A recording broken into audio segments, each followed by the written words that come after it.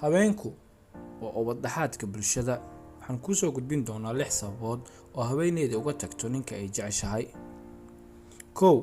Heegan uma ihid marka ay ku baahan tahay. Marka aad diyaar u ahayn xilliyada ay ku baahan tahay, waxaad siisay sabab ay ku aaminto inaadan jeclayn.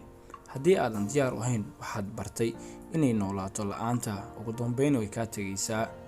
2. Mudnaan ma siinin. Haween kasta waxay ninkeeda ka rabtaa inuu mudnaanteeda siiyo. Isku halayn ma dareemayso haddii aadan siinin mudnaanteeda, way ka tagaysaa haddaadan siinin inaad muhiim u tahay. Qodobka 3. Been badan. U sheegidda beenta waa wadada ugu dhaqsiyaha badan aad ku disho kalsoonida. Way ku cafin kartaa haddii aad marar badan been u sheegtid, balse markay dabeecad ka noqoto waxaa hubaal ah inay ka dhaqaaqayso. Haween kasta waxay rabtaa in ay aaminto. 4. Waad mashquul badan tahay. Haween fara badan ayaa ragga ay jeclaayeen uga tagay mashquulka oo ay had iyo jeer ku jiraan.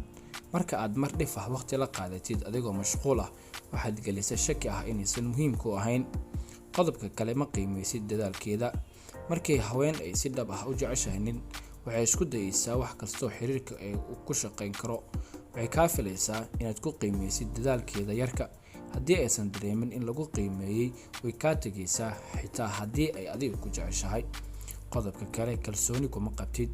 Ninka kalsooni darada badan dhibaato ayuu ku yahay haweenka. Haweenka way ka tagi kartaa ninka ay jeceshahay haddii ay kalsooni daro ku jirto. Waxay ka rabtaa inaad ku kalsoonaatid oo aad aamintid iyada. Markii aad weysid boqolaal su'aal ama aad weydiisid su'aalo badan adigoo careysan ama wajiga u kadoodaya, waxaad tustay inaadan ku kalsoonayn. Aamin qofka adiga ku jecel, xiriirkan oo kala dhaxeeyo.